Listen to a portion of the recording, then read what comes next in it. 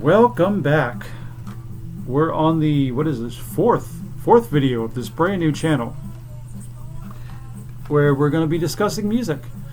And like I said in the previous videos, I stole this idea from Larry Graves over at the Canadian Stud Muffin channel. Hi Larry. He had this idea to do a video where he went through his CD collection, pulled out all the debut albums he owns, and put them in order according to how much he liked the albums, from number 50 to number 1. So I did the same thing. This is the debut series of the video of the channel, so I figured we'll talk about debut albums. Seems fitting. Again, I'll mention these are not what I consider to be the best debut albums. These are just my personal favorites, my 50 personal favorites out of the ones that I own. So with that in mind, we're now in the top 20. And number 20 is a good example. This, if I was doing best debut albums, this probably would have ranked higher. But for me, it's still a great album. Number 20 is the Jimi Hendrix Experience. Are You Experienced? I mean, if you're going to get a Jimi Hendrix album, this might be the place to start, because this almost acts like a greatest hits compilation. You've got Foxy Lady and Fire, The Wind Cries Mary, Purple Haze, Manic Depression, and pretty much every song on here is a classic. There's multiple CD versions of this. This is an original CD release. I got this because the sound quality is slightly better, and if there's one thing that puts this further down on my list, it's that the sound quality has always bothered me. It sounds brittle in a lot of places, so I got this version because it does sound a little better than later CD releases. The downside is that if you get one of the more recent CD releases, you get all the tracks from the American album plus the extras from the British version plus B-sides, so it's this monster of an album. This just has the original American running order, but it's still incredible. Number 19, one of my favorite artists of all time, Frank Zappa and the Mothers of Invention, Freak Out. I'm a huge Zappa fan. I'm sure Zappa will pop up on this channel a lot, because I know there's a lot of Zappa fans out there that watch these videos like I do. Number 19, it's not my favorite Zappa album. It's not even my favorite Mothers of Invention album. But it's still a great one. It's one of the first double albums ever made in pop rock. There's some contention as to whether this came first or Bob Dylan's Blonde on Blonde. I don't think we'll ever know, because I doubt the bookkeeping at Verve Records was good enough where the release date was actually known. But even if it was the second double album in rock history, I think that's pretty impressive, considering Frank Zappa was not known. The Mothers of Invention were a horrible-looking band of misfits that hardly could get a record deal. They were making weird experimental music. They were, the fact that the record company said, sure, do a double album. Yeah, I think Zappa just had agreed to take a lower royalty rate if you got to do a double album, but still impressive. So on here you have like straight up rock songs like Hungry Freaks Daddy, you've got doo-wop songs, you've got more psychedelic stuff like Who Are the Brain Police, and the whole fourth side is nothing but freaks let loose in the studio for like 14 minutes. And Trouble Every Day, which is, Zappa wrote the lyrics to that during the race riots in Watts in the 60s. Unfortunately, it's still appropriate today.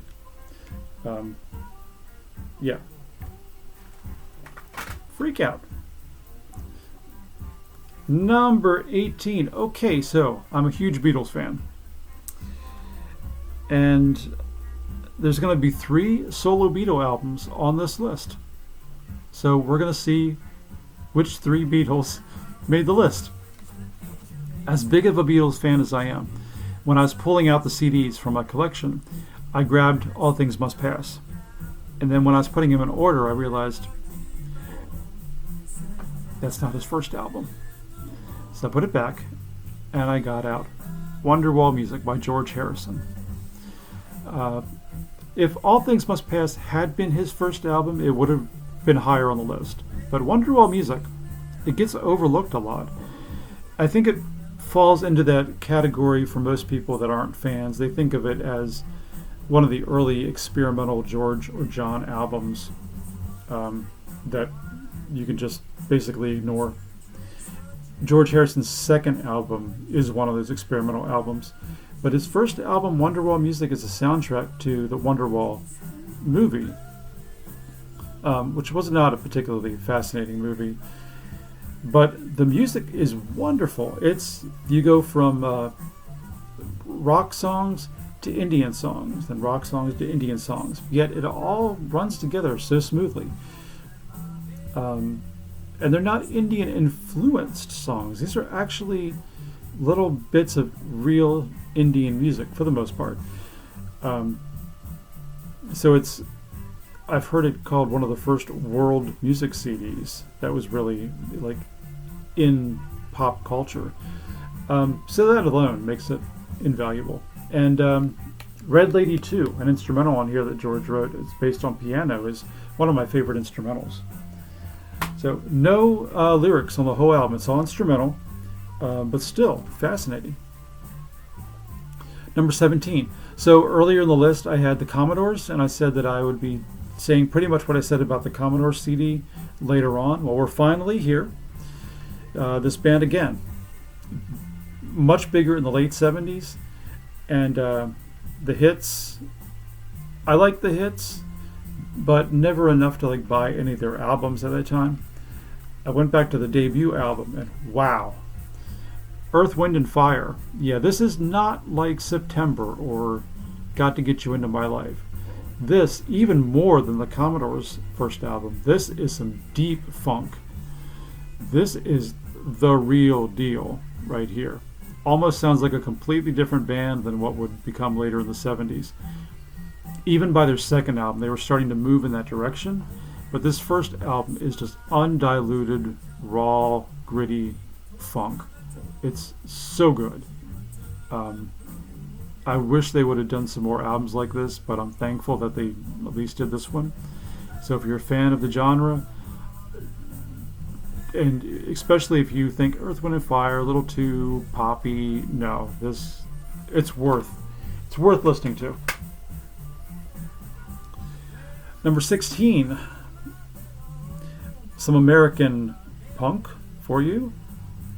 Fear, the album. I know. In today's climate, this probably isn't the most popular album. It's got issues. At the time, it was probably controversial, but now I'm sure some of the words used on this album would not go over well at all. The band even knew that many years ago, because they decided to re-record this album and use different language, and it didn't work. There's something immediate about this album, even though some of the words they use might offend certain sectors of the population. I don't want to say if you look past that, because I know it's important for a lot of people, so I don't want to downplay that, but at the same time, it's a very tricky situation. Taken in context, though, there's some funny moments on here. I'm sorry, like New York's Alright If You Like Saxophones is a funny song. The whole bravado that Fear puts on is funny to me. And it could be that I don't fall into any of those categories of people that they necessarily slag on. So it probably doesn't affect me like it does other people. But, lyrics aside, let's talk about the music. Because most punk is very simple. It's very 4/4, very rock and roll based. one of the weird things that I do when I'm in the car, I'm by myself, is I count time. If I hear something that's not 4/4, it's enjoyable to me to try to figure out what time signature it's in.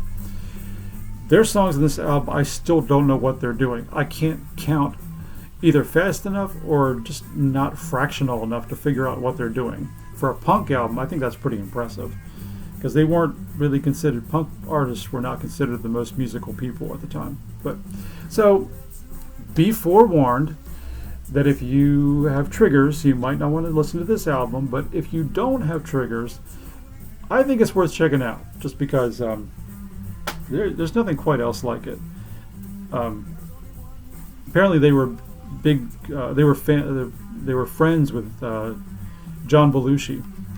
John Belushi got them a gig on Saturday Night Live. They played the gig, and Lorne Michaels says, "Don't ever come back to the studio again." Where are we at? Number 15. So in the early 60s, if you were a folk musician, especially in Greenwich Village, there were certain rules you had to follow. You were expected to play traditional songs, and you could put your own little twists on it as long as they didn't interfere with arrangements too much, and you were respectful. These two guys, Steve Weber and Peter Stampfel, just decided no. I don't know if they were trying to be difficult, but from what I understand, they had the Anthology of American Music, and they went through it like everybody else did, like Bob Dylan did. But they would learn enough of the song to know the chords, basically, and they knew a lot of the lyrics, or some of the lyrics, or two of the lyrics, and then they would just fill in the gaps with their own stuff.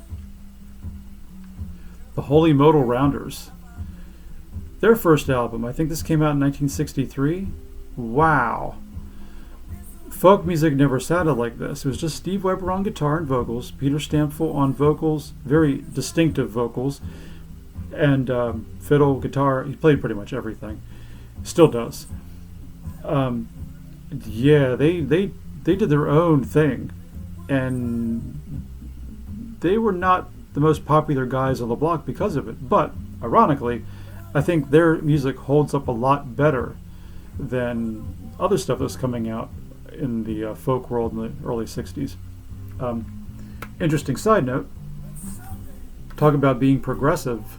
So the first use of the word psychedelic in any kind of popular music is usually attributed to the Holy Modal Rounders on this album. 1963, they were talking about psychedelics. That's how out there they were. Number 14, Vivian Stanshall. I mentioned him earlier. He was one of the leaders of the Bonzo Dog Band, along with Neil Innes.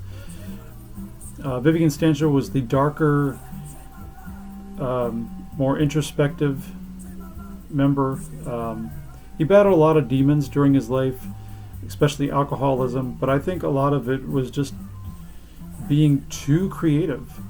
Truly one of my artistic heroes in life. This album is incredible. It's like getting into the mind of an eccentric creative genius, because it's claustrophobic. It's a lot of time, it's really funny, but it's also really dark at the same time. It's a strange mix. The sound I usually liken to Sly and the Family Stones. As a riot going on, you know how dense and claustrophobic that sound is. Same here. Really incredible to listen to, and doesn't get a lot of recognition, which I think is sad, because it doesn't fully show Vivian Stanshall's genius, but wow, it's an intense album. Speaking of which, the band he was in before that album, the Bonzo Dog Band, comes in at number 13. This is their debut album, Gorilla. So you had Vivian Stanshall, and Neil Innes was the other leader of the band. Vivian Stanshall and Neil Innes were kind of like the John and Paul of the band, whereas Vivian Stanshall was much like the John Lennon, introspective, darker, more cerebral. Neil Innes was more musical, perhaps more melodic, more likable and fun, I guess.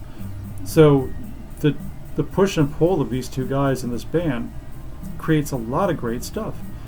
Not my favorite Bonzo Dog Band album, but this is the one I would start people with, because this really shows their love of 1920s and 30s American jazz and how they took that and really blended it into English pop at the time.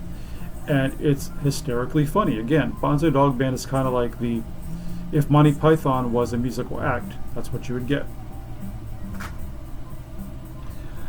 Number 12, this is one from my childhood. This is purely a sentimental pick. One of my dad played a lot. Molly Hatchet's debut album, self-titled. Not a huge fan of Southern rock. Like, I've never been a big fan of the Allman Brothers, or the Marshall Tucker Band, but Molly Hatchet to me sounds completely different. This and the second album, Flirtin' with Disaster, which to me could almost be the same album, just a completely different sound. Very fun.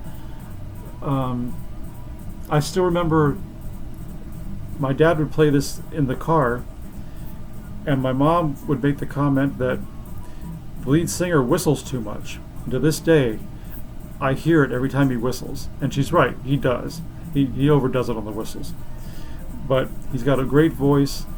If you're looking for deep lyrics, you might want to go somewhere else. But musical fun and boogie's the important part here.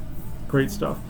And I will say, and I'll get some hate for this, but I do think that their version of Dreams is better than the Allman Brothers original. Just putting it out there. And number 11, one of the most influential bands of the late 80s, especially on grunge, especially on Kurt Cobain of Nirvana, the Pixies, Surfer Rosa. And we're just going to turn this around because I'm still a new channel and I don't need to be banned because of album cover art. So, Surfer Rosa by the Pixies. Incredible album. For the longest time, I thought Doolittle, their second album, was the best. Surfer Rosa's really grown on me over the past couple years. It's slightly grittier, slightly rawer, not quite as cohesive as Doolittle, but all these things I think work to its advantage. Bone Machine, Break My Body, Where's My Mind? That alone makes this album worth it. Kim Deal's song Gigantic, Oh My Golly, just every song is. Tony's theme, great stuff. So that puts us in the position now where we'll end this video, and the last video of this series will be the top 10. So like, subscribe, do all those wonderful YouTube things.